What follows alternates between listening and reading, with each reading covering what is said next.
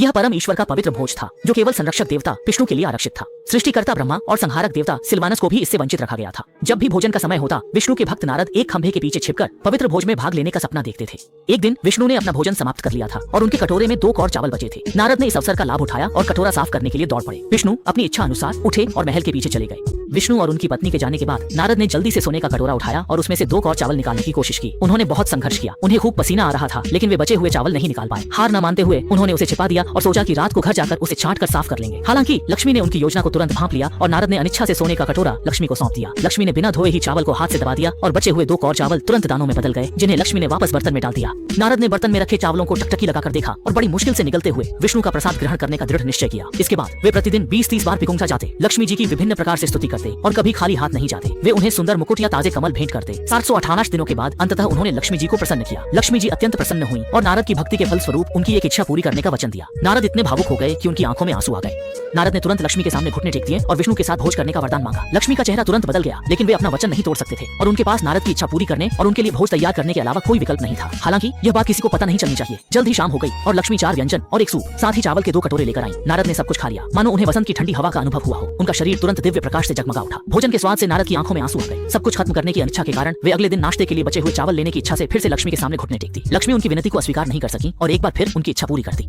नारद ने सारा प्रसाद सूप समेत अपने पानी के घड़े में डाल दिया। अगले दिन नारद हिमालय से गुजरे और पहाड़ पर मुर्गियों, बतखों, गायों और भेड़ों को सूखते सुना, जबकि महाशिव विष्णु की स्तुति करते हुए कह रहे थे कि विष्णु की स्तुति से बढ़कर कोई आनंद नहीं। नारद भी अपनी स्तुति करने से खुद को रोक नहीं पाए और बोले कि विष्णु का प्रसाद ग्रहण करना उससे भी अधिक आनंददायक है। नारद को एहसास हुआ कि उनसे कुछ अनसुना हो गया है और उन्होंने कमर पर रखे घड़े को कसकर पकड़ लिया। शिव ने सुना कि नारद ने विष्णु का प्रसाद ग्रहण किया है तो वे तुरंत उनके पास आ गए। नारद से भोजन बांटने को कहा गया। देवता को क्रोधित करने के भय से नारद ने अनिच्छा से अपना जलपात्र निकाला, जिसमें केवल चावल का एक दाना था। शिव ने बिना किसी घृणा के चावल उठाया और अपने मुंह में डाल लिया। जैसे ही चावल उनके गले से नीचे उतरा, शिव उसकी सुंदरता से मोहित हो गए, मानो उनके सामने केवल विष्णु ही दिखाई दे रहे हों और वे उत्साह से नाचने लगे।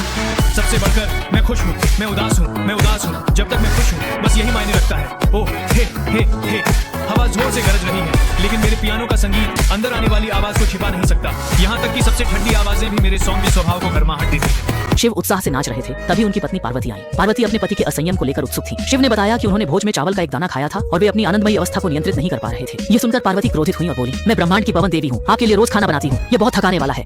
क्या यह लक्ष्मी के बनाए खाने से भी कम स्वादिष्ट है? लक्ष्मी का खाना इतना स्वादिष्ट है कि मैं तीनों लोकों के सभी प्राणियों को इसका स्वाद चखाऊंगी। यह कहकर वह अपने पति शिव को अपने भाई विष्णु के पास ले गई। विष्णु और उनकी पत्नी बहुत आतिथ्य सत्कारशील थे, लेकिन उन्होंने अपनी बहन और बहनोई को भोजन के लिए नहीं बुलाया। पार्वती ने जानबूझकर भूख का बहाना बनाया और लक्ष्मी सिर्फ फलों की थाली लेकर आई। इससे पार्वती नाराज हो गई और उन्होंने साफ कहा कि ब्रह्मा के पुत्र नारद भी भोज में आ सकते हैं। मोबाइल फोन के देवता विष्णु की बहन विष्णु की माता को पता नहीं था कि बचे खाने का स्वाद कैसा है। ये सुनकर विष्णु ने अनजान बनने का नाटक छोड़ दिया और अपनी पत्नी से खाना मंगवाया। बाद में उन्होंने यह भी कहा कि जो भी श्रद्धालु विष्णु मंदिर में पूजा करेंगे, उन्हें दिन के तीनों वक्त के खाने का स्वाद मिलेगा।